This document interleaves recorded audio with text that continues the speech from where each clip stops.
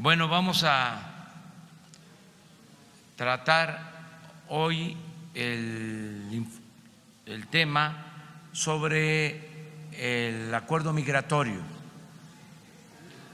Se cumple el plazo el día 10 y acordamos informar antes al pueblo de México, de modo que lo vamos a hacer este día. Va a informar el secretario de Relaciones Exteriores y están con nosotros todos los integrantes de la comisión que se formó para este propósito. Marcelo va a preparar a informarles sobre el tema y a presentarlos sobre el trabajo que cada quien está llevando a cabo. Tenemos pendiente lo de las facturas que les dije que hoy íbamos a presentar.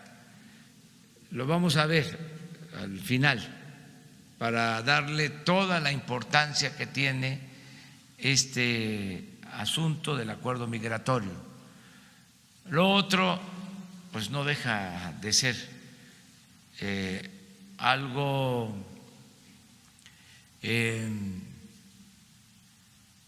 menos estructural, que ya está controlado.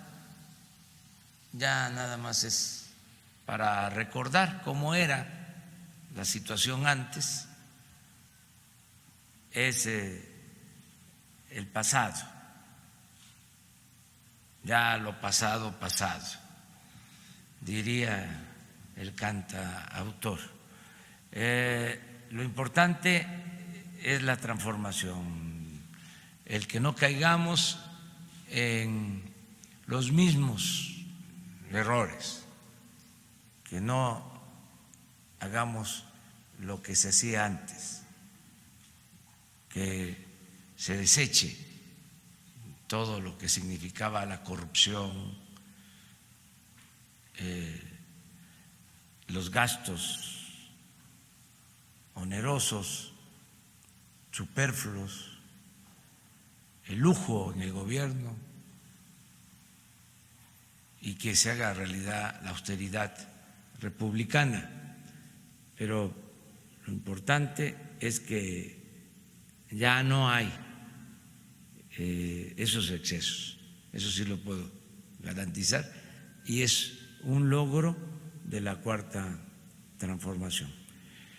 Y se está trabajando en lo estructural también, una política distinta en materia de relaciones exteriores a partir del principio de la no intervención, de la autodeterminación de los pueblos, de la cooperación para el desarrollo, lo que establece el artículo 89 de nuestra Constitución.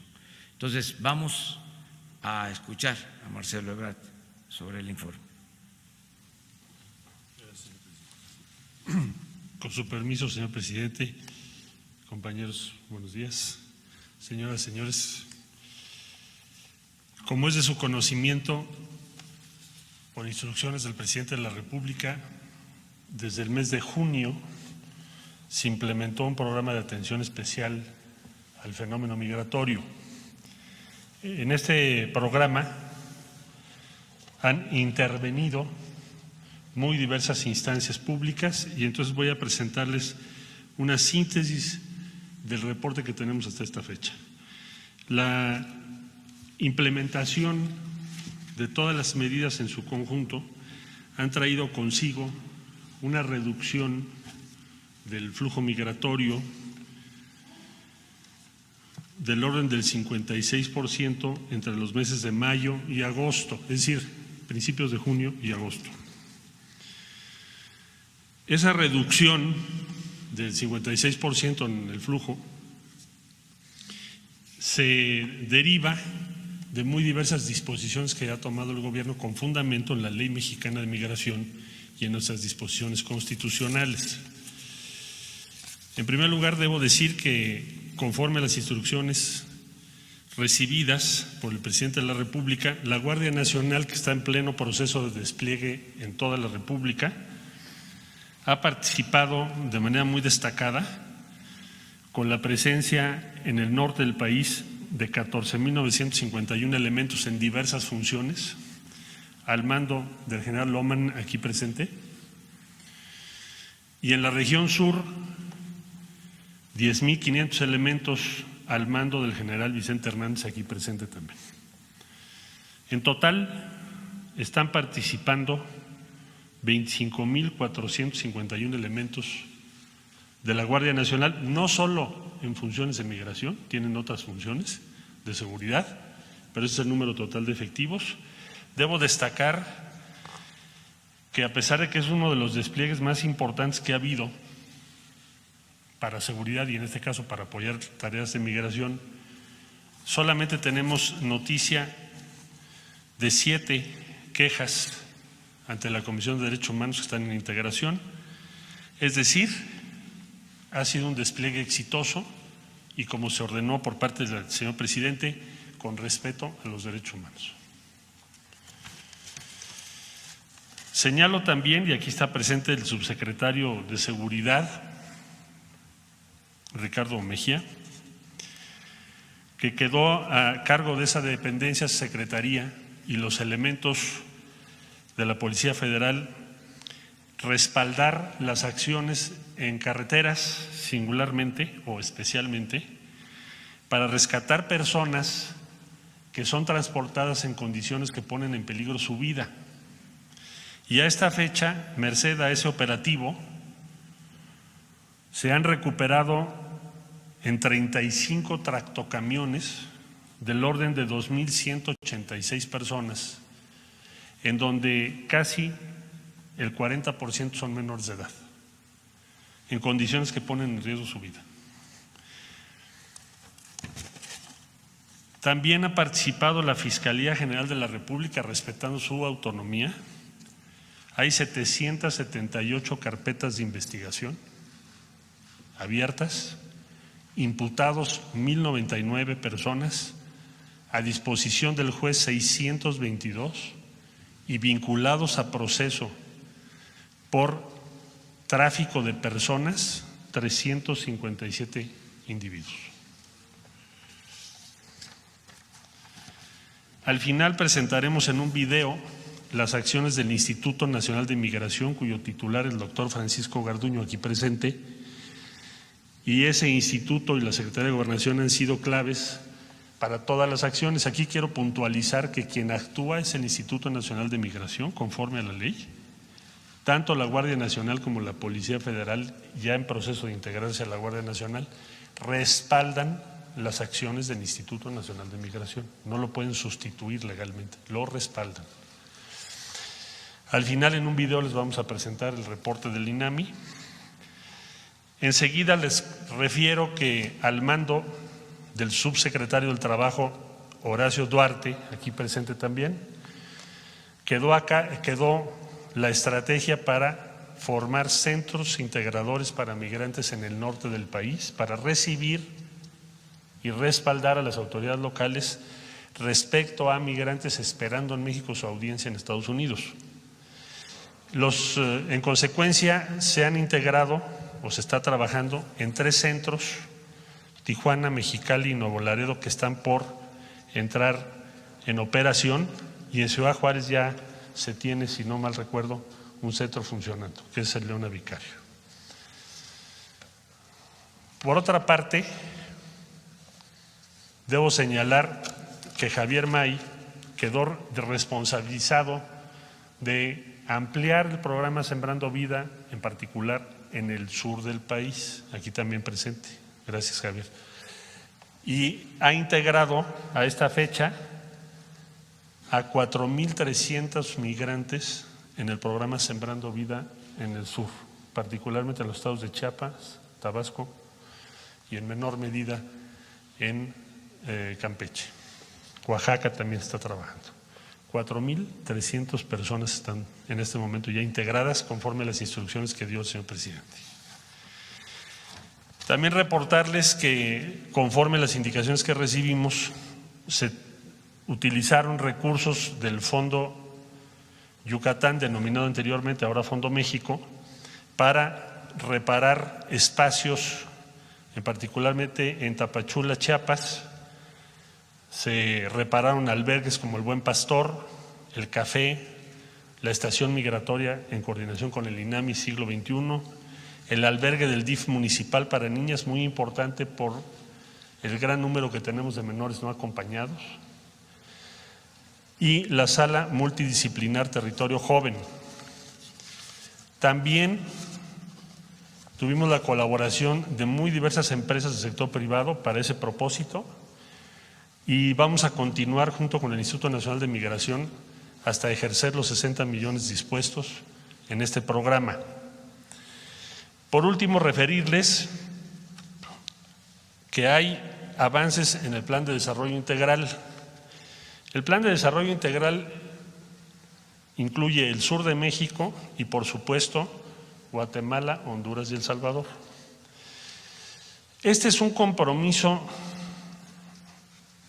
de Estados Unidos que adoptó con México el día 7 de junio y desde luego que lo tenemos muy presente. Es el punto 4 de la declaración conjunta que hicimos con los Estados Unidos. ¿Qué ha sucedido con ese punto 4? ¿En dónde vamos? Bueno, en el sur de México, OPIC, que es la Corporación de Inversión Privada en el Exterior del Gobierno de los Estados Unidos, OPIC en este periodo anunció ya cartas de intención por $800 millones para proyectos de infraestructura y $126 millones para pequeñas o microempresas también en el sur del país, lo que hace un gran total de $926 millones. Compromiso de los Estados Unidos fueron 2,000 millones. Entonces todavía nos falta el resto, que es un poquito más de los 1,000 millones, pero vamos en 926 millones ya comprometidos.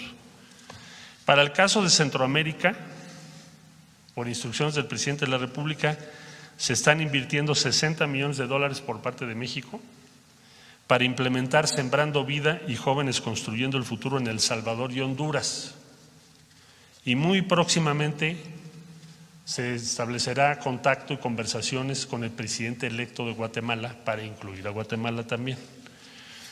Y ahí ya se tiene para ese plan el respaldo de muy diversos organismos. Les decía yo el otro día que en total son 35 entre países y organismos que están apoyando el plan. Por parte de Estados Unidos sabemos para Centroamérica, para esos 3 países, que la inversión autorizada hasta este momento va en $350 millones. Comprometieron 5 billones, 5.8 billones de dólares.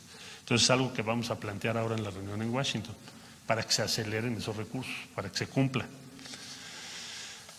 Este es el panorama general. En síntesis, tenemos la reducción del 56% en el flujo migratorio con la estrategia mexicana que está apegada a la Ley de México. Ahora vamos a ver el video que preparó el Instituto Nacional de Migración. ¿Sí lo tenemos? Sí, por favor. Plan de Migración y Desarrollo.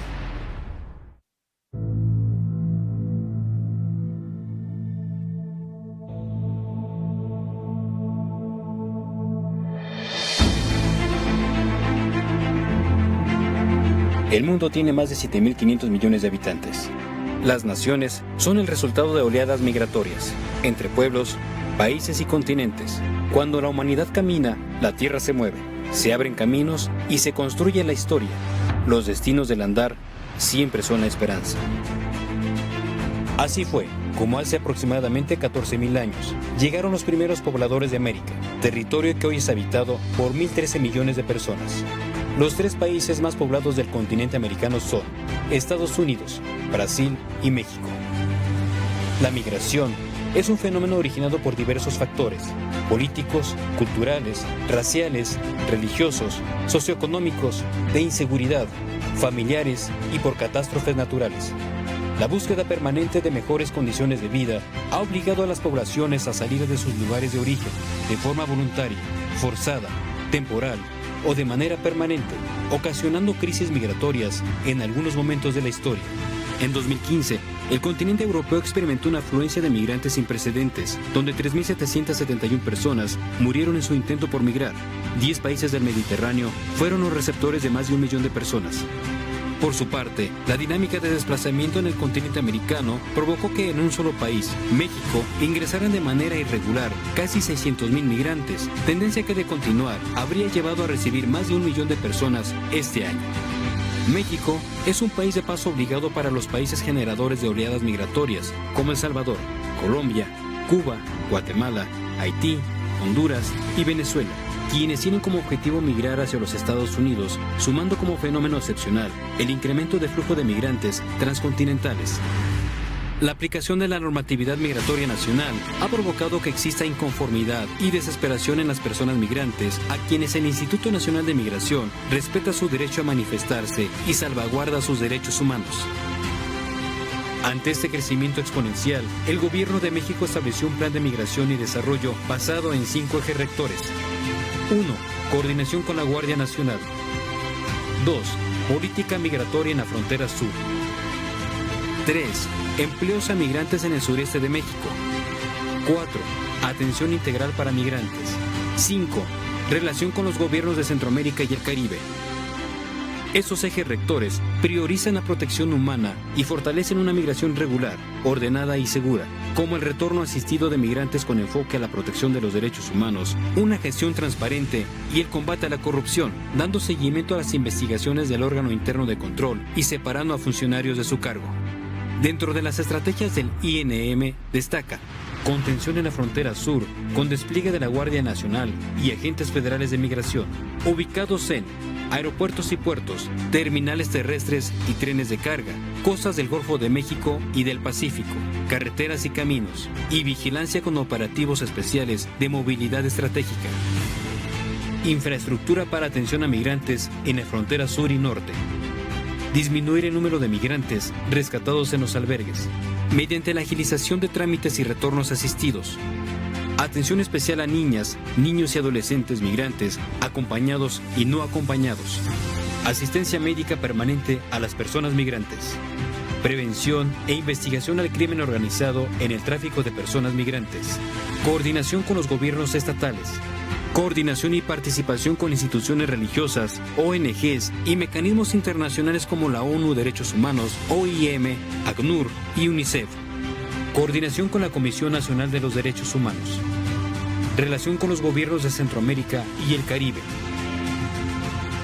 De enero a septiembre de 2019 fueron presentadas ante el Instituto Nacional de Migración 138.491 personas extranjeras, de las cuales 94.893 son adultos y 43.598 son niñas, niños y adolescentes, procedentes principalmente de Honduras, Guatemala y El Salvador, y se han devuelto a su país de origen a 134.406 migrantes, lo que equivale al 97%.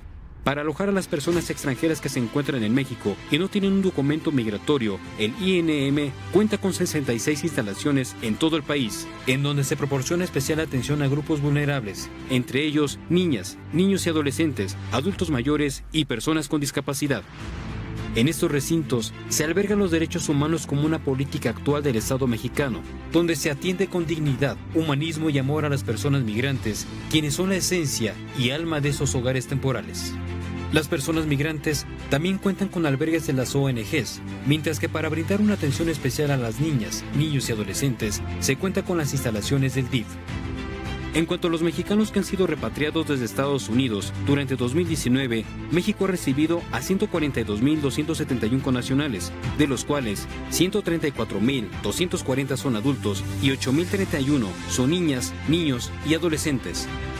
El INM informa que se han entregado 53.887 tarjetas de visitante regional, 7.236 tarjetas de visitante trabajador fronterizo, 37.563 regularizaciones por razones humanitarias, 40.033 formas migratorias múltiples a retornados de Estados Unidos que migran a su país de origen, 48.254 solicitudes de refugio ante la Comisión Mexicana de Ayuda a Refugiados.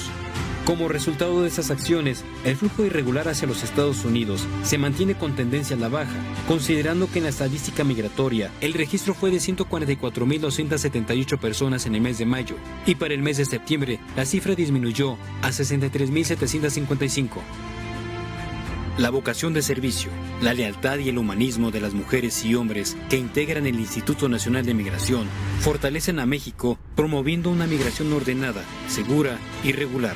El presidente de México, Andrés Manuel López Obrador, tiene fe en las virtudes del hombre y la humanidad, tiene esperanza y cree que el mañana será mejor. Profesa la libertad, la justicia, la democracia y sustenta sus valores en los derechos humanos. Que la migración sea opcional, que el que quiera salirse de su pueblo lo haga por gusto, no por necesidad. Lo que queremos es que el centroamericano, el mexicano, pueda trabajar y ser feliz donde nació, donde están sus familiares, sus costumbres, sus culturas.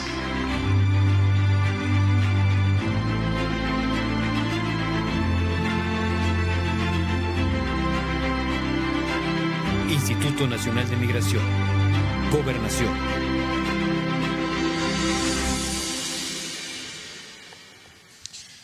Muy bien, muchas gracias por su atención y ahora estaríamos en preguntas sobre este programa. Quisiera yo, antes de proceder a las preguntas, agradecer a los integrantes de esta comisión intersecretarial, en donde mi única función es coordinar e informar. Agradecerles a todos ustedes, Secretaría de la Defensa, Secretaría de Marina, Guardia Nacional, Secretaría de Gobernación, Instituto Nacional de Migración, Secretaría de Seguridad Pública, Policía Federal, Secretaría del Trabajo, Secretaría del Bienestar Social y a los gobiernos de los estados que nos han apoyado para lograr este objetivo. En síntesis, diría yo que se lograron tres cosas. Primero, la reducción de un flujo migratorio muy grande, complejo, y que ponía en tensión nuestras normas legales y nuestra propia política migratoria en virtud del incremento tan grande que tuvo. Segundo lugar, que esto se logró y de manera muy importante con respecto a los derechos humanos. Y tercer lugar, que México está dando ejemplo en el caso de Guatemala, Honduras y El Salvador, que con poco dinero se podrían crear empleos en esos países y que eso es mucho mejor que cualquier otra política para hacer frente al flujo migratorio. Vamos a demostrar eso y eso está en curso. Muchas gracias y ahora sí, por favor, usted. Sí. Muy buenos días, canciller, presidente. Rafael Herrera, corresponsal de Sin Censura con Vicente Serrano desde Chicago. Canciller, con estos resultados positivos, ¿cree usted posible negociar con el gobierno de Estados Unidos para que los mexicanos ya se les pueda dar papeles de trabajo y, más importante aún, el respeto que se merecen nuestros mexicanos en Estados Unidos? Se lo pregunto porque la vez pasada yo le pregunté aquí y me dijo que era necesario primero dar resultados. Ahora ya los están dando. Creo que es momento de que el gobierno de México le dé esa pauta a nuestros mexicanos y se luche para que tengan esa dignidad y no vuelvan a pasar estos lamentables hechos como lo que pasó en El Paso, Texas. Muchas gracias, canciller. Sí, qué bueno que lo mencionas. Bueno, hemos, a raíz de la tragedia del Paso, Texas, la batalla que ha dado México tiene dos objetivos estratégicos. El primero, no se trata de un hecho aislado, no es un individuo, como se dice en inglés, insane, sí lo es desde el punto de vista ético-moral, pero el tipo está coherente y además tiene un manifiesto. No lo tituló manifiesto, pero hágase de cuenta que así es, por la estructura que tiene. Entonces, al haberlo hecho de esa manera, no es un hecho aislado y no es una persona que, como decimos en México, está loco, sino que es parte de una red digital y de personas que piensan de esa manera. Por lo tanto, la primera batalla que México ha dado es que ese hecho sea clasificado como un ataque terrorista. Y por fortuna, y así se lo pedimos, se lo demandamos a Estados Unidos.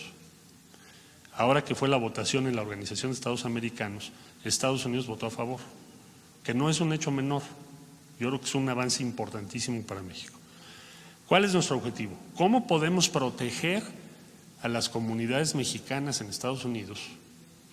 ¿Cuál es la mejor manera que México tiene de protegerlos, además de fortalecer su presencia consular y lo que ya se hace, o hacer nuevas iniciativas en esa materia? ¿Qué podemos hacer? Que sí sea considerado como un ataque terrorista, como ya ocurrió, porque eso nos va a permitir una serie de cosas. Como no es un tipo aislado, un individuo que está mal de sus facultades mentales, sino que es un movimiento y hay personas que coinciden con esa forma de pensar, entonces lo que podemos y debemos hacer es tomar muchas medidas legalmente preventivas y prepararnos frente a quienes serían los que instigan este tipo de ataques que consideramos nosotros terroristas, pero también ya Estados Unidos, pero también ya logramos que toda la comunidad internacional. Ese es el primer paso. Por otro lado, la Fiscalía General de la República está estructurando la carpeta de investigación en contra de quien perpetró esta masacre, esta tragedia. Y la Fiscalía General de la República, claro, a consideración de lo que el fiscal general resuelva, está en este momento ya integrando eso. O sea, va a ser el primer caso que yo recuerde de un proceso en México respecto a un acto terrorista cometido en territorio de los Estados Unidos en contra de connacionales o de la comunidad México-Norteamericana. Creo que puede ser el más grande avance que hayamos logrado en los últimos años frente al auge, crecimiento del supremacismo blanco, la xenofobia, la discriminación y el discurso de odio. Ese es el adversario para México, ese discurso. ¿Cuál es la filosofía central? Hay un texto, bueno, hay muchos textos, pero hay un texto que invoca este personaje en su manifiesto que subió a redes poco antes de lo del Paso. Y es un texto de origen francés, un señor que se apellida Camus, no Alberto Camus, otro racista, saca un texto que habla del reemplazo de las civilizaciones. En esencia, lo que sostiene es que la civilización blanca cristiana de Europa está siendo sustituida por una civilización nueva en Europa, hegemónica, que no es tan nueva, pero en fin, dice él nueva, y entonces dice que es una invasión, que es la civilización islámica. Bueno, y entonces señala que las autoridades de la Unión Europea y las élites europeas están acelerando ese proceso para que en una generación la mayor parte de la población sea musulmana en lugar de ser blanca cristiana, y por lo tanto hay que luchar contra ese reemplazo de civilización. Bueno, el origen filosófico, político de lo que vimos en El Paso es esa idea, y él la menciona ahí, y por lo tanto México ahora estamos organizando el encuentro de las civilizaciones de habla hispana, porque somos diferentes civilizaciones. Y eso va a ocurrir pronto, antes de que termine el año, que es el siguiente paso, que es digamos, lo que podríamos señalar como el combate cultural vía los argumentos y el razonamiento contra esa tesis. Nosotros, ¿qué sostenemos? La tesis opuesta, que la convivencia de las civilizaciones produce el avance de la humanidad. Es totalmente falsa la ideología de estas personas. Es falsa y es tóxica. Pero alguien lo tiene que decir y sostener, y a México le toca esa encomienda. ¿Por qué? Porque está enfilado contra nuestros connacionales en los Estados Unidos. Ahora, tenemos una gran ventaja, ya no me extiendo más en este punto, que es tu pregunta. ¿Ha logrado México la participación o no del gobierno de los Estados Unidos?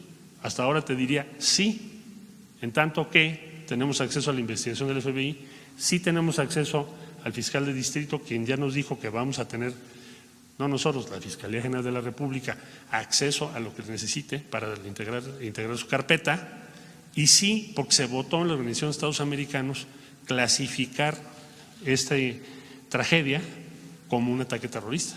Entonces, estamos en ese camino que pensamos que tiene que tener la más alta prioridad para México en este momento. Entonces, eso es lo que estamos haciendo. Ok, y sobre las negociaciones para que pueda luchar el gobierno de México en este sentido y les den prioridad a nuestros mexicanos con las negociaciones y les puedan dar papeles, canciller.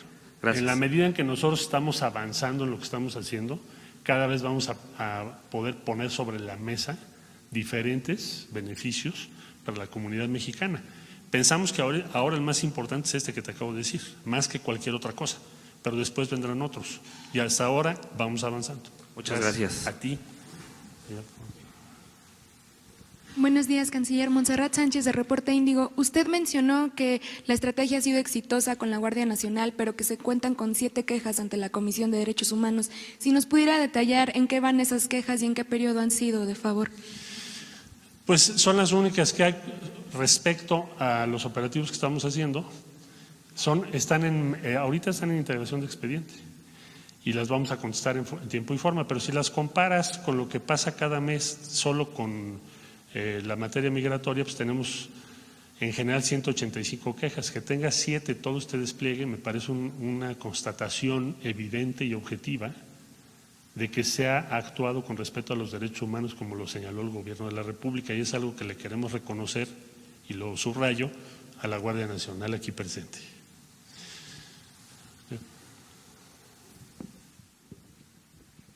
Canciller, buenos días. Según reportes del Banco de México, hasta julio de este año habían llegado a México 3.270 millones de dólares por remesas.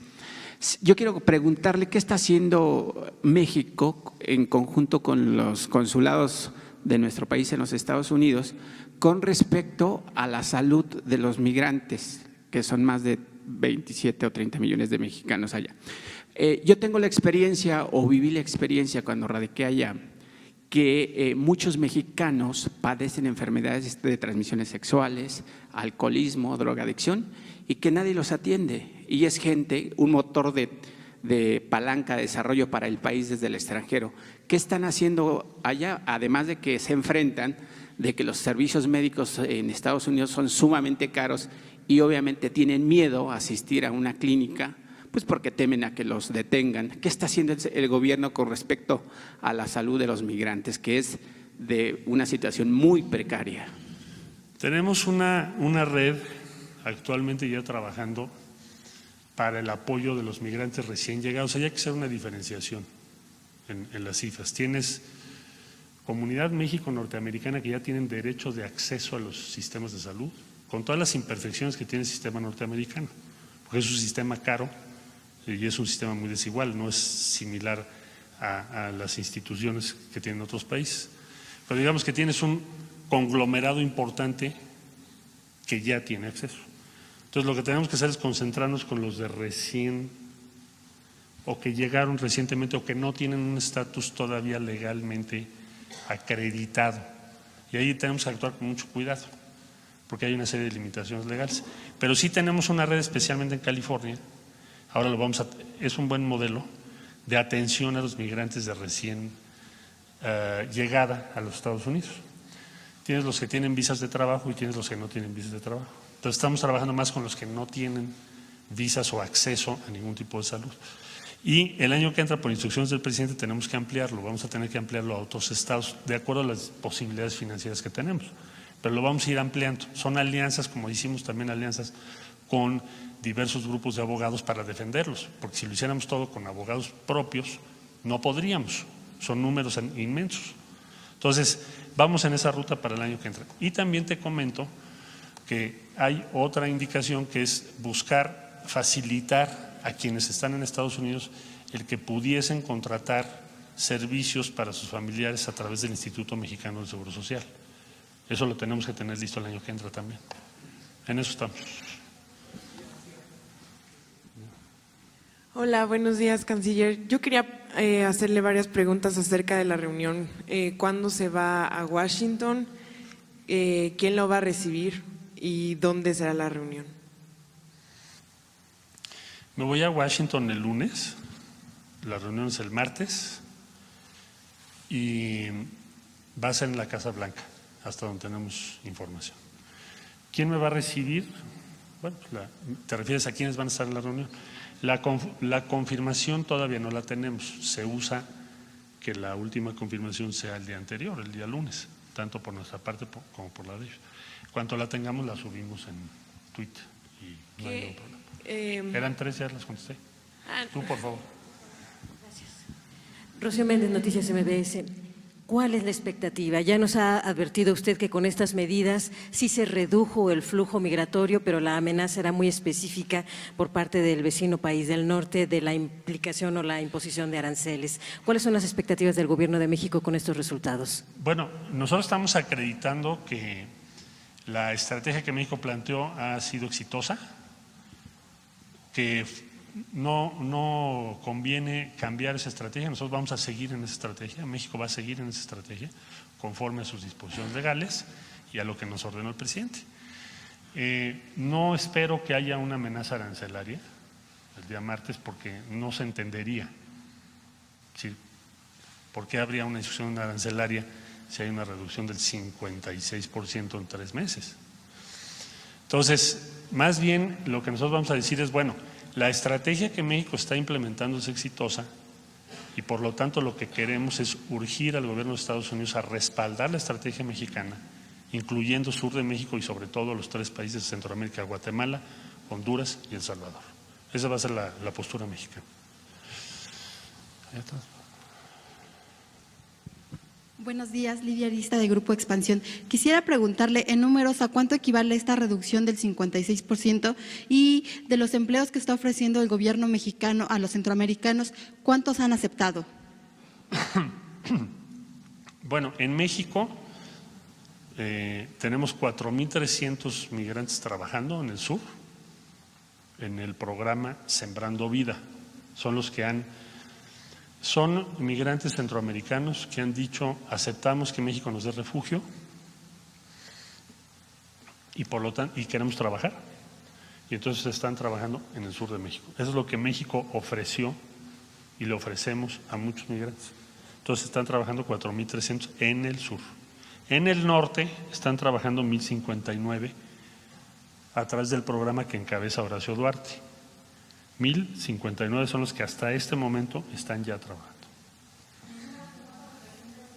¿Por qué de esta disminución?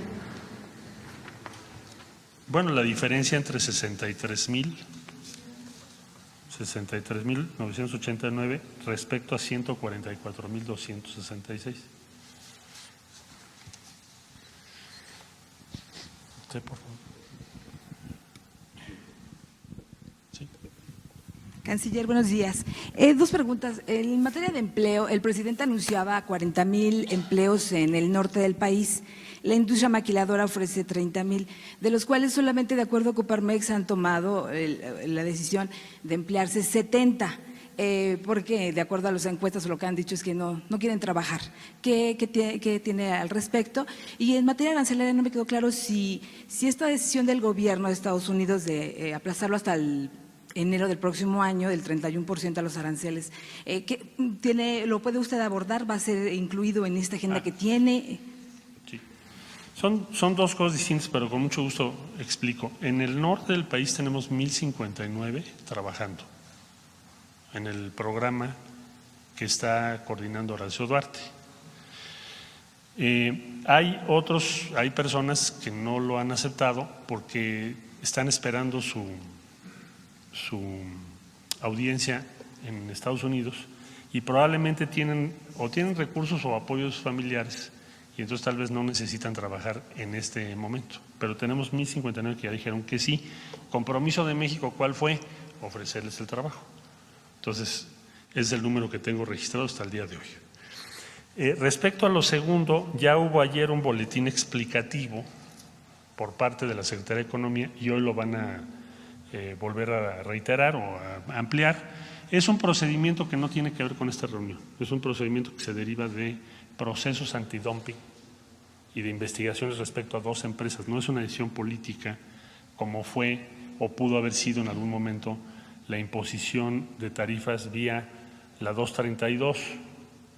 No es el caso. Entonces no va a ser motivo o materia de la reunión del día martes. Allá atrás, por favor. Buen día, canciller.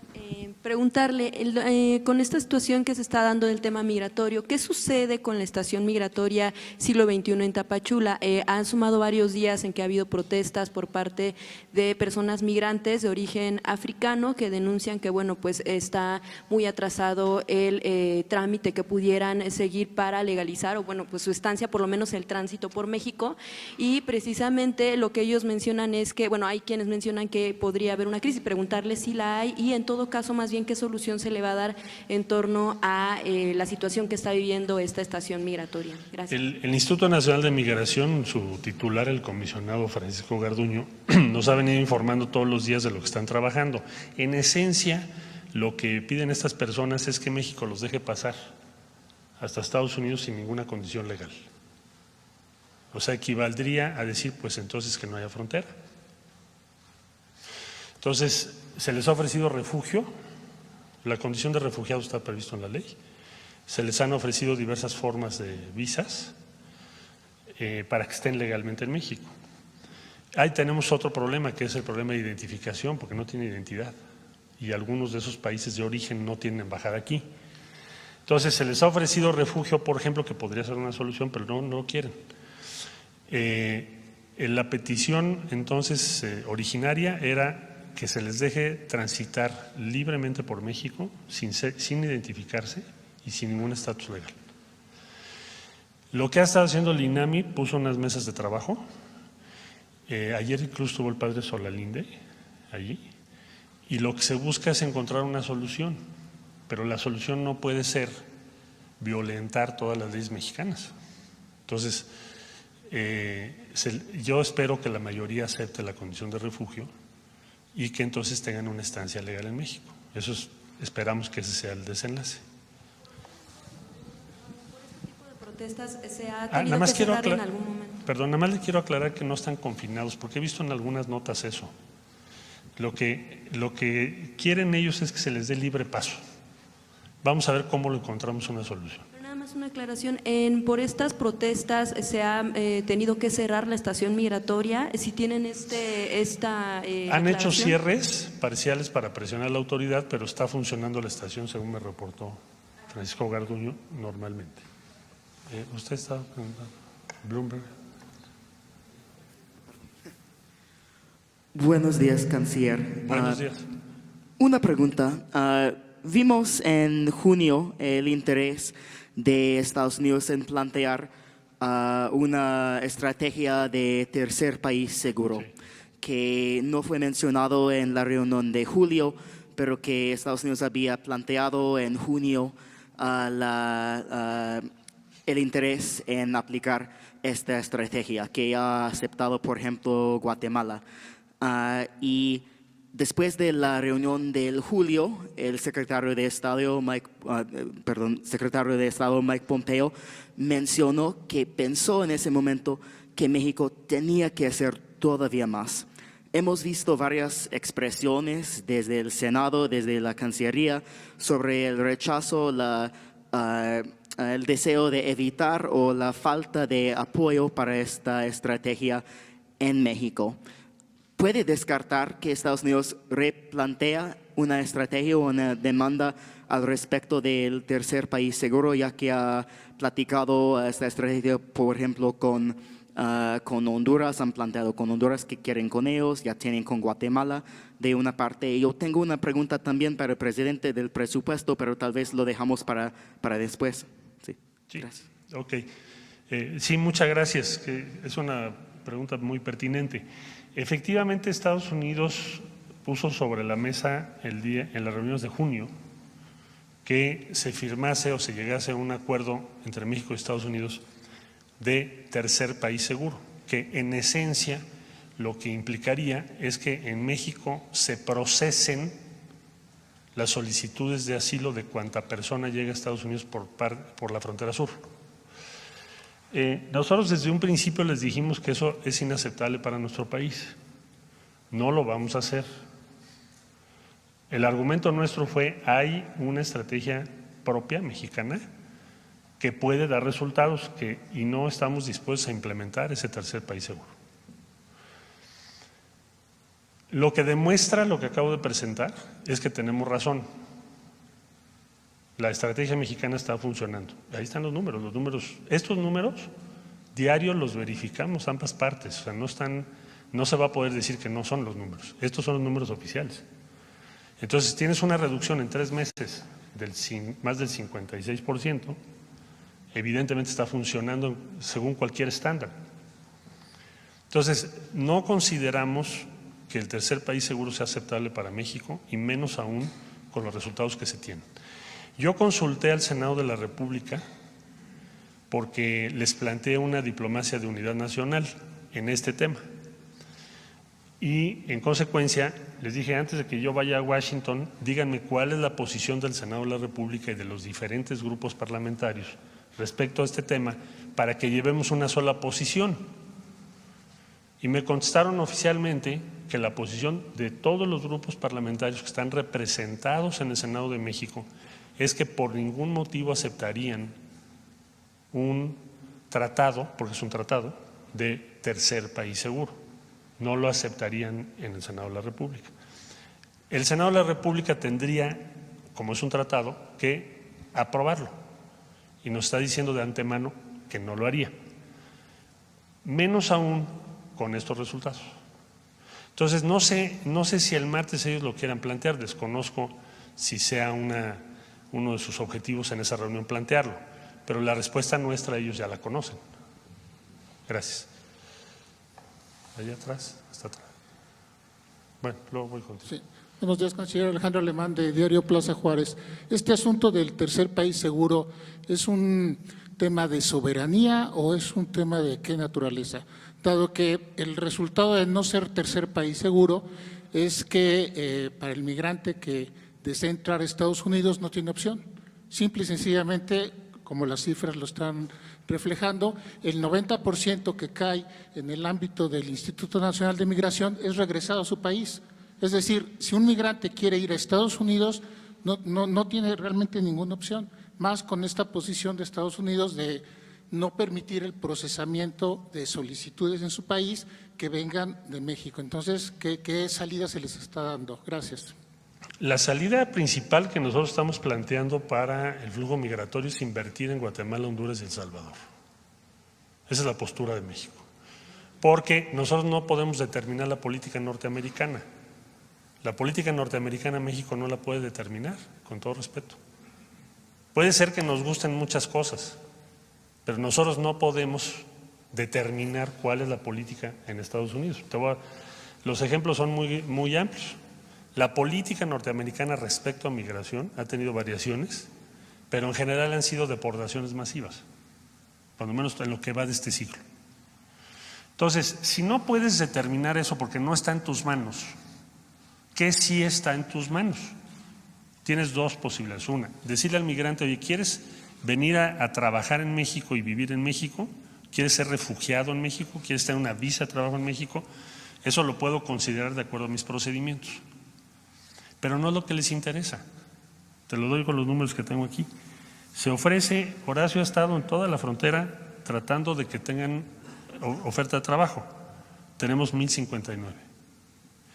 Javier en el sur con todo su equipo ha estado buscando y hablando con ellos incansablemente, y me consta porque tiene una brigada de 100 personas allá todo el tiempo, y tiene 4,300 que aceptaron. Y han pasado miles. O sea, no es su interés estar en México. Entonces, ¿qué es lo que México sí puede hacer? Pues lo que hizo el presidente López Obrador. A ver, vamos a invertir en Guatemala, Honduras y El Salvador, porque son pueblos hermanos y porque siempre hemos sostenido que la solución a la migración es que la gente no tenga que migrar por pobreza o por inseguridad. Y se van a crear 60,000 empleos en Centroamérica, no es poca cosa. Para darte una idea, en El Salvador en un año se crearon 18,000 empleos formales, en un año. El programa que México está financiando va a crear 20,000, dicho por el presidente de El Salvador. Entonces, eso es lo que podemos hacer y es lo que estamos haciendo. Y queremos convencer con los resultados a Estados Unidos de que le conviene más hacer eso que cualquier otra política que han seguido los últimos 20 años, que es de deportaciones masivas, porque lo han hecho todo el ciclo. Y respecto a la posición de tercer país seguro, finalmente no la vamos a aceptar porque significaría… Permítame, déjeme darle el contexto. Tenemos un tratado de libre comercio, es decir, las mercancías sí fluyen y ha sido una demanda que la migración también se integre, ¿no? Entonces, usted dice, es inaceptable, también nos ha dicho que ha hablado con el Senado y que la posición del Senado no ha sido muy clara en el sentido de… y que No, también sí ha sido muy clara, Entonces, están en contra. Simplemente es el planteamiento que quisiera que me contestara, si es un asunto de soberanía nacional o de qué tipo de relación tiene esta fundamentación de no querer aceptar ser un tercer país seguro. Gracias. No queremos aceptarlo porque va en contra de los intereses de México, porque ¿por qué nos vamos a hacer nosotros cargo de procesar todas las solicitudes de asilo en nuestro territorio de otro país? Es como si yo le dijera a Estados Unidos, bueno, vamos a hacer un tratado para que tú resuelvas otro problema que a México le interesa. Es injusto, no es equitativo. Y segundo, eso sí va a impedir que los migrantes puedan hacer cualquier gestión en la frontera con Estados Unidos. Entonces, si nosotros tomáramos esa decisión de aceptar ese tratado, yo creo que la mayor parte de la opinión pública de México no lo aceptaría, con razón, porque es injusto para nuestro país. ¿Dos más, si les parece? Tres, dijo él. Bueno. Gracias. Buenos días a todos. Gabriela Jiménez del Sol de México. Una cosa, si me pudiera aclarar si la inversión de la que hablaba eran 5 billones o 5 millones, porque ya no escuché bien. Y la otra era insistir nada más en lo que comentaba la compañera sobre las quejas ante la Comisión Nacional de Derechos Humanos. Si estas han tenido relación precisamente con todas estas denuncias que han presentado los migrantes en las estaciones migratorias sobre el confinamiento y todas estas cosas que se han venido presentando. Gracias. No tienen que ver con eso porque la Guardia Nacional no es la que maneja la instalación. Y para darte una idea, el promedio de quejas respecto a migración es entre 185 y 200 al mes. La Guardia Nacional tiene en este momento o está referida en 7. Digo, para que nos demos una idea. De la cantidad de recursos, Estados Unidos se comprometió el 18 de diciembre del año pasado a invertir 5.8 billones de dólares. 5.8 mil millones de dólares. 5.800 millones. Bueno, son billones para nosotros, ¿no? Un billón de millones. Es que en inglés o en español. En español, un billón de millones. Por eso estamos hablando en español. Sí. O sea, 5.800 millones para… 5.800 millones sería la traducción. Y esa cantidad es la que de dólares. Esa es la que se acordó que Estados Unidos invertiría. Y a esta fecha, la inversión es la que les acabo yo de referir, llevan 350 millones de dólares en El Salvador, en una planta que anunciaron que ya van a invertir. Y de los otros proyectos no están obligados a informarnos, pero seguramente el martes lo darán a conocer. Eso para el caso de Centroamérica. ¿Sí? Sí, por favor. Buenos días, canciller. Carlos Domínguez, de Nación 14. Usted dijo hace un momento que con este proyecto se redujo el flujo migratorio en un 56%, en lo general, solamente de hermanos centroamericanos o también de mexicanos, porque en cuanto ha ayudado esta estrategia a reducir precisamente el número de mexicanos que ya no ven a Estados Unidos como un atractivo para irse a trabajar. Bueno, como usted sabe, los números que tenemos del flujo migratorio de México a Estados Unidos es de los más bajos que se han tenido en lo que va el ciclo. Es decir, ya tenemos más personas con visa de trabajo que los que nos son repatriados cada año a México, sobre todo este año que va en curso. Entonces, no hay una reducción del 56% en el número de mexicanos, esa es tu pregunta. Usted dijo en lo general, sí. Pero ¿de cuánto de ese 56% son mexicanos? Un tercio, más o menos. Un tercio son mexicanos, los demás son centroamericanos. Ok, y en un momento una pregunta. Pero el descenso ha sido el 56%, el grueso de ese descenso ha sido por parte de flujos de centroamericanos. Ok, y un momento una para el presidente, si me lo permite, señor. Ahora que termine, sí. Claro. Buenos días, señor canciller, buenos días, señor presidente, buenos días a todos. Urbano Barrera, del diario Ovaciones. Nada más para un pequeño apunte. ¿Tiene usted el promedio diario de deportaciones a partir de que iniciaron esta estrategia migratoria? Sí. Y tiene el promedio también de deportaciones diarias antes de la estrategia. Sí, con mucho gusto. Muchas gracias. En 2018, en el mes de agosto, hubo 11.232 personas devueltas en agosto 2018, 11.232 por parte del INAMI, de México a sus países. En 2019, en el mes de agosto, fueron 12.625. El mes de agosto. No, gracias. Buenos días, presidente. Buenos días, canciller. Buenos días a todos. Shaila Rosagel, corresponsal de Grupo Gili, el Imparcial de Sonora, la Crónica y Frontera de Tijuana. Sobre lo que está sucediendo en el norte, ¿cuál es el balance que hacen de la situación de la frontera norte y específicamente de Tijuana y Mexicali para el señor Duarte? ¿Cuántos albergues están planeando en estas ciudades y cómo están resolviendo las manifestaciones que se han realizado allá en Mexicali, por ejemplo, recientemente en contra de que se abran o se habiliten espacios para los albergues? Me gustaría saber cómo están resolviendo esta situación con la gente de allá, los habitantes, ¿no?, de estas ciudades. Y bueno, tengo una pregunta también sobre Tijuana para el presidente después. Gracias. Mira, te diría yo de manera previa y a reserva de que pudiera haber más detalles si son necesarios, aquí está presente Horacio Duarte, hay un descenso muy marcado. Si tú ves ese 56% por zona, aquí no tengo la distribución por región, pero la región que tiene el descenso más importante es Tijuana, Mexicali. Probablemente ahí estemos arriba o muy cerca del 70% de reducción. Quizás hasta más, ¿verdad? 70% de reducción. Entonces, esta estrategia respecto al norte, diría yo que si te vas de Tijuana hacia Tamaulipas, el área donde ha habido la reducción más drástica es Tijuana, Mexicali. Segundo lugar, la región Ciudad Juárez.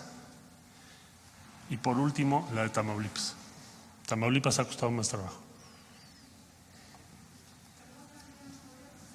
¿Cuántos asilados, cuántos solicitantes de asilo que nos está enviando Estados Unidos tenemos hasta la fecha, por favor? Tenemos, ahorita te doy el dato exacto. Y había una pregunta allá atrás también. Sí. Son 23.607. No son todos los que han llegado, sino son los que están en México en este momento, que es tu pregunta.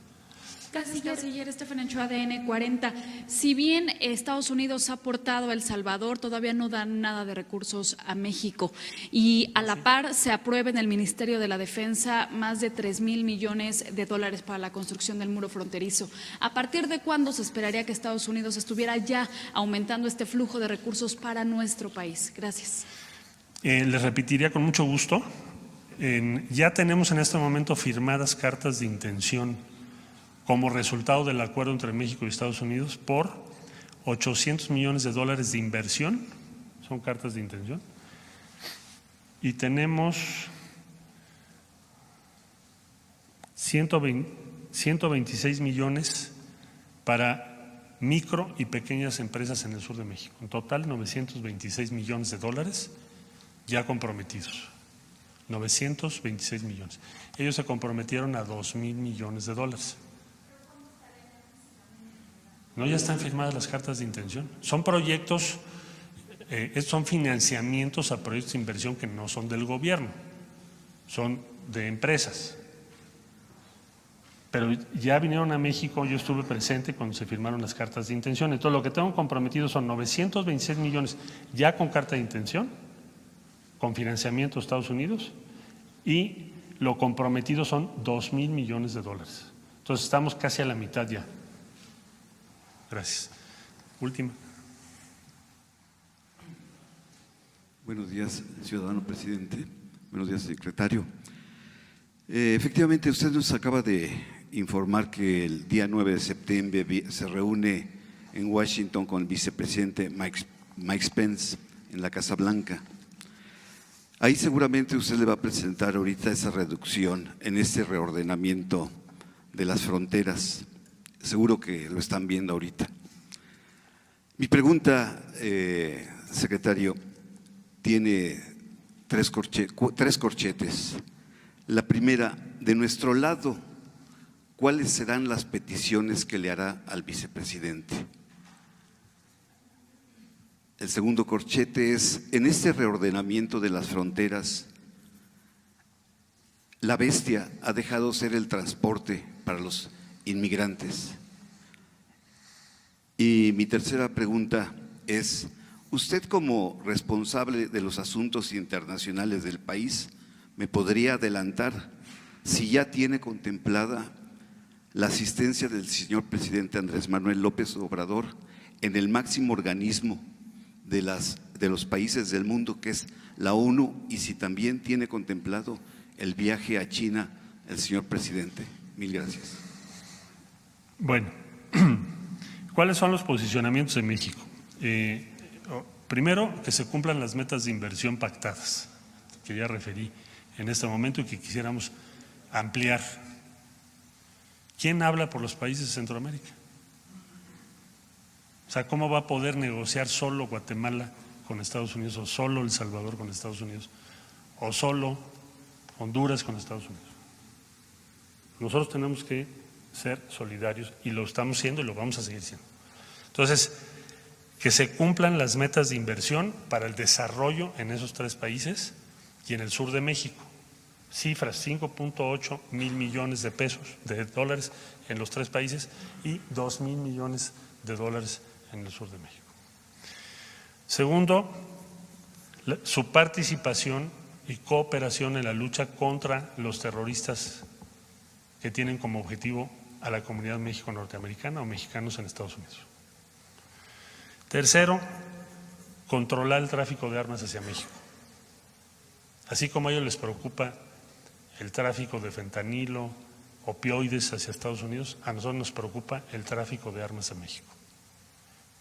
Exhortarlos a que se firme, se ratifique la Convención Interamericana sobre el tráfico ilegal de armas y explosivos, instrumento que firmaron todos los países de América y que firmó el presidente de Estados Unidos, pero no ha sido ratificado por el Senado.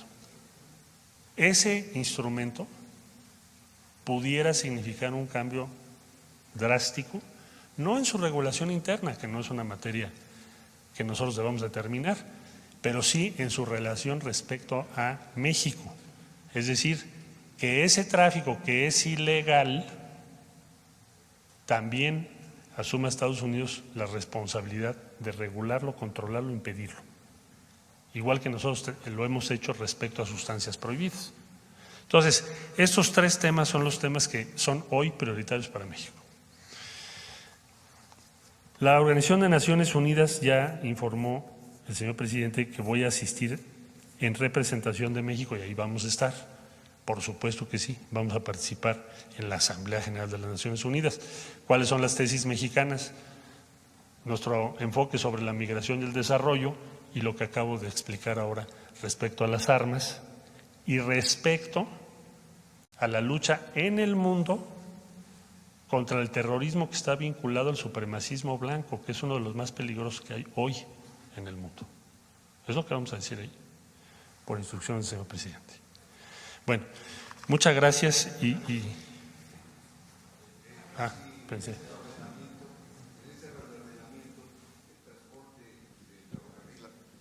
pregunta fue que si en este reordenamiento de fronteras el tren conocido como La Bestia ha dejado ser el transporte de los migrantes. Ha bajado mucho.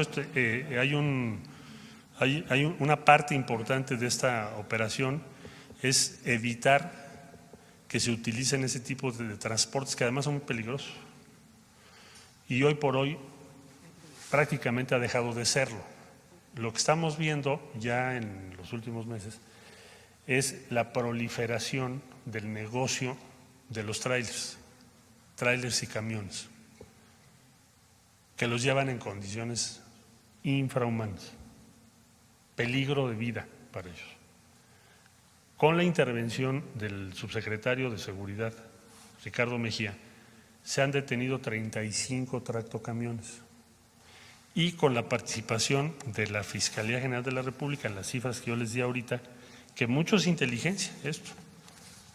Alguien dirá, bueno, ¿y esa reducción por qué es tan grande si el número, que me preguntabas tú, de repatriados no creció tanto?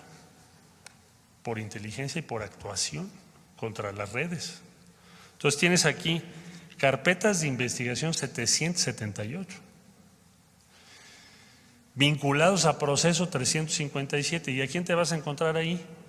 Pues a los que están en el negocio, los trailers, las casas de refugio para ocultarlos, pero sobre todo lo que más nos preocupa es que en el transporte podamos tener una desgracia mayor.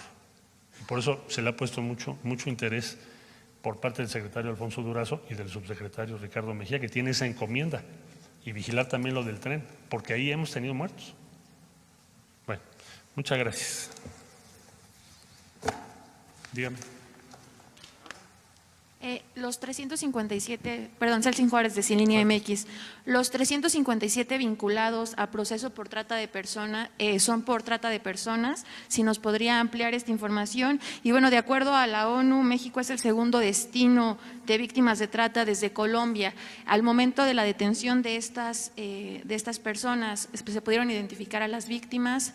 ¿Nos puede dar un poco más de detalles, por favor?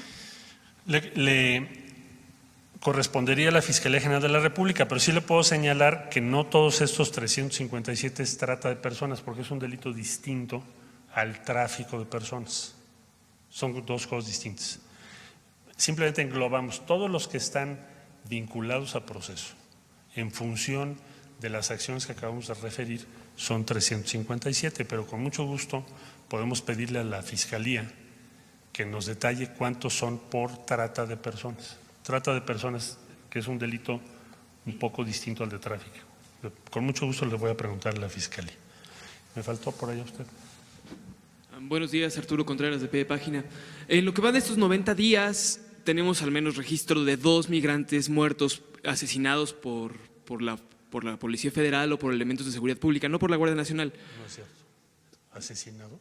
Bueno, no fueron asesinados, no hay un dictamen, no hay una… Ok, no, pero murieron en operativos en los que se dispararon armas de la Policía Federal. Entonces, ¿qué explicación se le da a esto? Eso está… A ver, yo creo que todo lo que han sido denuncias están sujetas a investigación. Y tienes tu razón en cuanto hay que tener cuidado en si se dice asesinados, porque asesinados ya estarías tú sentenciando a los elementos. Pero desde luego que sí nos preocupa el que haya homicidio o el que pueda haber un homicidio respecto a personas. Ya sé qué caso dices, y en ese caso está sujeto a investigación, pero no es atribuible a este operativo y no es atribuible a la Guardia Nacional. O sea, no tienen instrucciones de dispararle a nadie. Eso sería absurdo. Entonces, esas dos investigaciones con mucho gusto te podemos dar los datos que tiene la Fiscalía General de la República hasta este momento. Y no va a haber impunidad en ningún caso, ni en esos ni en otros. Bueno, muchas gracias a todos. Bueno, en síntesis, como ha quedado de manifiesto, han habido buenos resultados en esta estrategia. Se está aplicando la ley. Se disminuyó el flujo migratorio, se respetan los derechos humanos y se está acreditando la vía mexicana de atender el fenómeno migratorio con desarrollo, con inversiones para actividades productivas y crear empleos en los lugares de origen de los migrantes. Agradezco mucho la participación de todo el equipo que ha hecho un trabajo de primer orden. Parece que ha pasado mucho tiempo, pero no, son 3 meses. Y si lo recordamos, estaba muy difícil la situación compleja, porque había la amenaza de imponer de manera unilateral aranceles a las mercancías que se producen en México y se venden en Estados Unidos. Esto nos hubiese afectado mucho. Por eso celebro el que se tengan estos resultados y ha quedado de manifiesto que lo mejor para resolver controversias, conflictos, es el uso de la política y de manera más específica,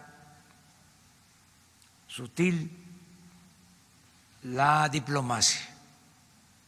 Y eso es lo que se ha puesto de manifiesto en la relación con el gobierno de Estados Unidos.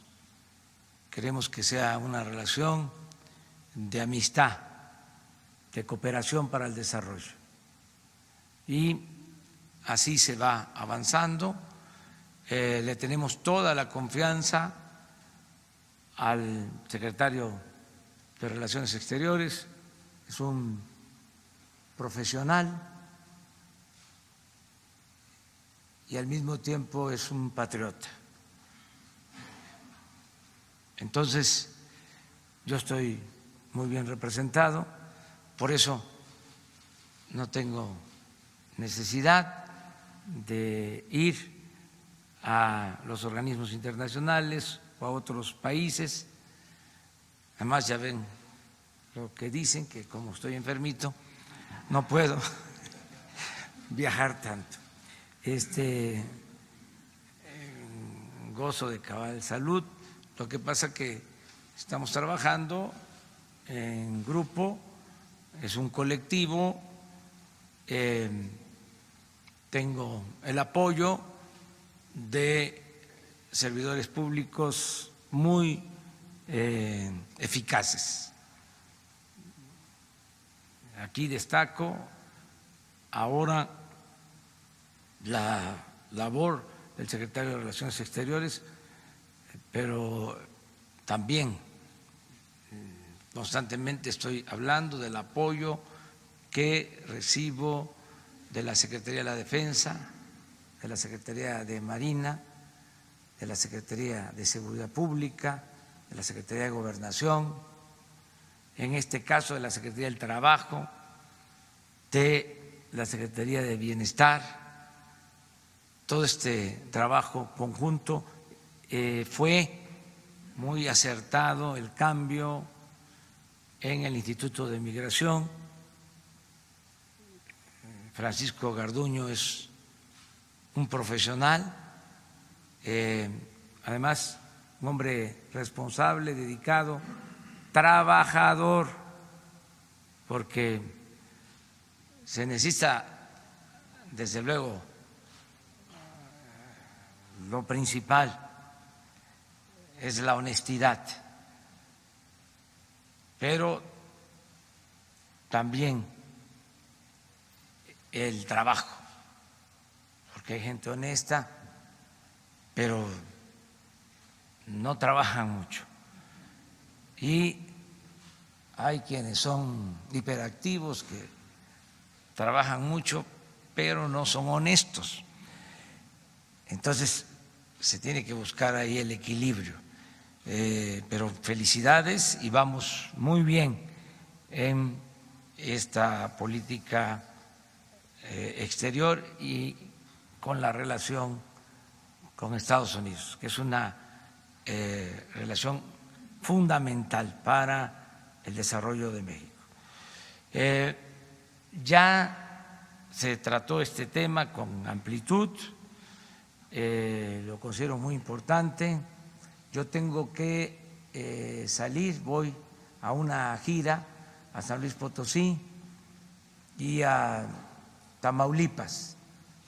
Tengo que salir ahora porque tengo que llegar a tiempo al aeropuerto a tomar el avión. No se detienen los vuelos, no me van a esperar. Si no llego a tiempo, me dejan y así debe de ser. Nada de influyentismo. Solo termino pues dándoles a conocer lo de estos documentos. Hice ese compromiso con ustedes y van a haber más preguntas, pero las vamos a contestar después del lunes. Ya con esto terminamos la semana. Hay mucha información sobre esto, pero consideramos que es suficiente con estas pruebas, porque hay quienes se aferran al mismo sistema de corrupción, de excesos, de dispendio, y de vez en cuando hay que darles un tengan para que aprendan, ¿no? Entonces, miren lo que pasaba, solo en un vuelo. Miren cuántos rastrillos, que los que yo les decía. Esto tiene de respaldo facturas que se les van a entregar, que no vayan a pensar de que fue una invención. Pero miren esto. Miren esto otro. ¿Se acuerdan que les dije?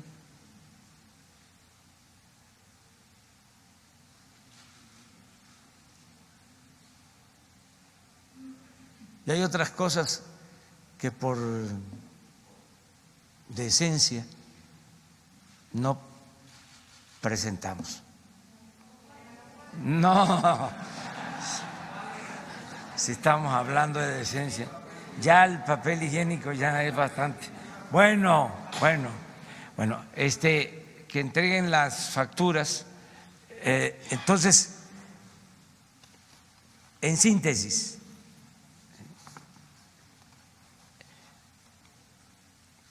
el sistema político denominado neoliberalismo, porque eso no solo es una política económica neoliberal, sino es un sistema político neoliberal, el régimen neoliberal impuesto desde hace 36 años, tiene como característica principal la corrupción. 36 años de saqueos, de abusos, de derroche, de utilizar el presupuesto para beneficio de minorías y dejar al pueblo en desamparo. Esto es lo que estamos cambiando. Esto nunca más va a suceder. Sí, les quiero decir que en estos casos se usaba el mecanismo de no presentar información por seguridad nacional. Esto, sí, esto lo manejaba el Estado Mayor Presidencial. Entonces, no tenían la obligación de presentar información, pruebas, nada más en lo interno y dar cifras generales. Eso se terminó. Ya no hay partida secreta en nada.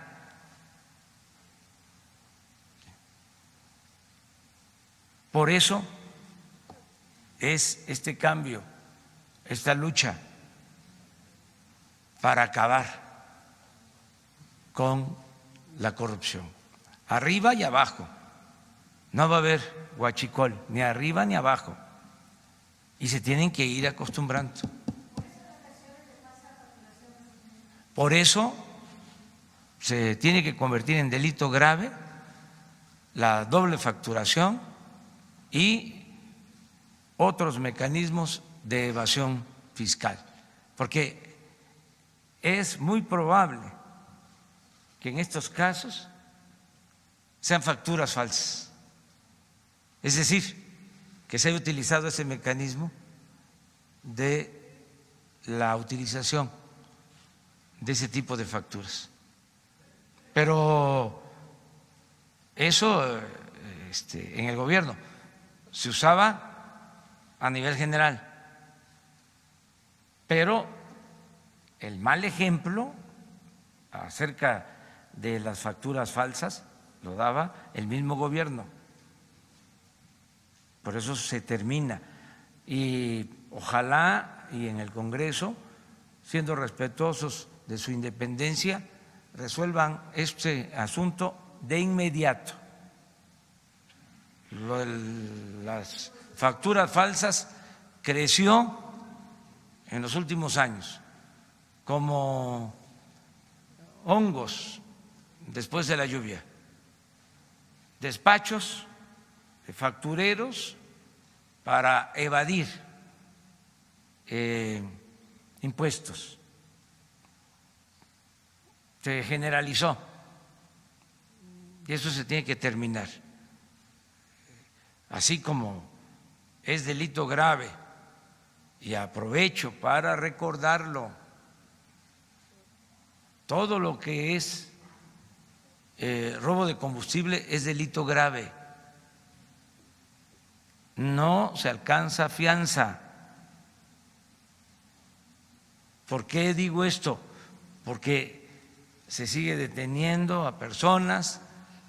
Ahora se detuvo a quienes formaban parte de una banda de robo de gas.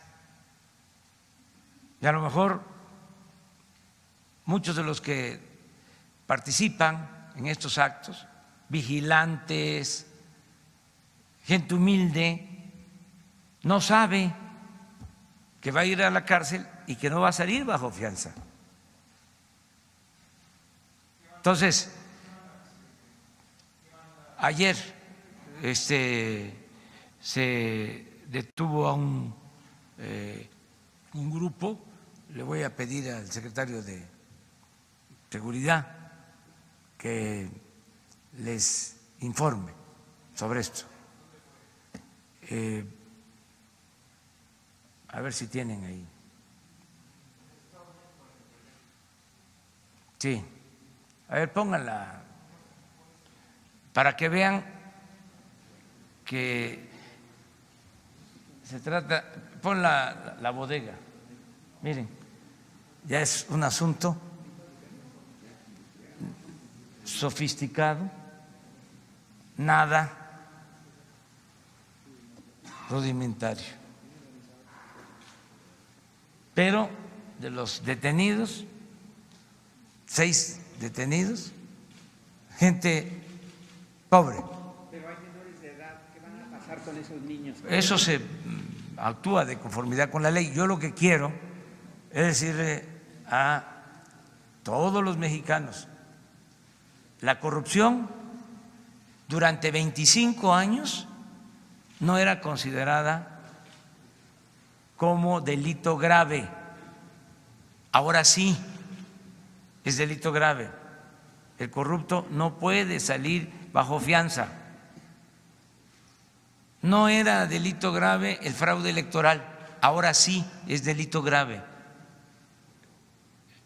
el fraude electoral. No era delito grave el robo de combustible, ahora sí es delito grave, no hay derecho a fianza. Ahora va a ser delito grave la utilización de facturas falsas y no va a haber derecho a fianza. Entonces, es informar. Hace como 2 días hablábamos de que a veces se da una noticia o se da a conocer algo y tarda para que se entere la gente.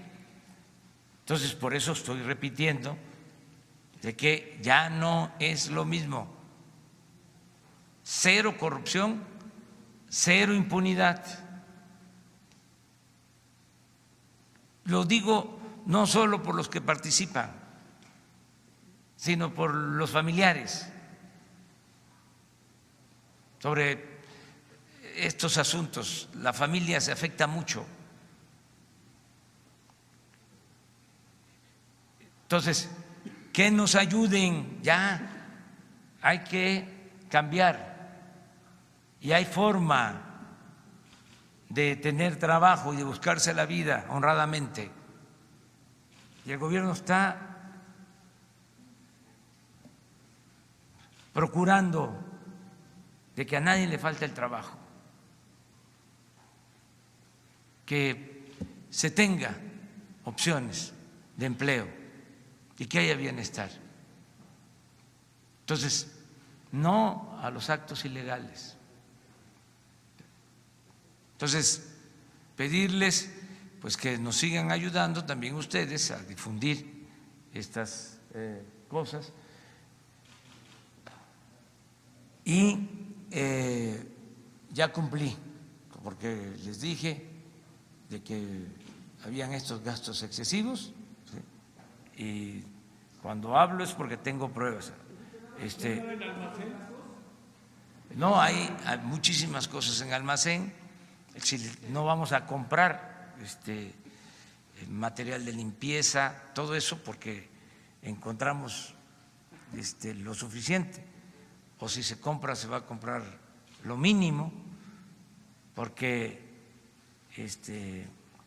te compraba de más, pues, y ojalá y esto aplique para todo el gobierno, porque es muy grande el gobierno. Aquí aprovecho a hacer un llamado a todas las dependencias del gobierno federal y también en los estados, con todo respeto, y en los municipios. Antes de comprar papel, antes de comprar materiales de limpieza, antes de comprar equipos, revisen las bodegas, los almacenes, porque ahí pueden tener muchos materiales de oficina, pueden ahorrar y no comprar por comprar, sobre todo en equipos caros, todo esto que tiene que ver con cámaras que se usaban, sistemas de espionaje, que no de inteligencia, costosísimos. Si se hace un inventario de cuánto se gastaba en equipos, hasta drones, lanchas especiales,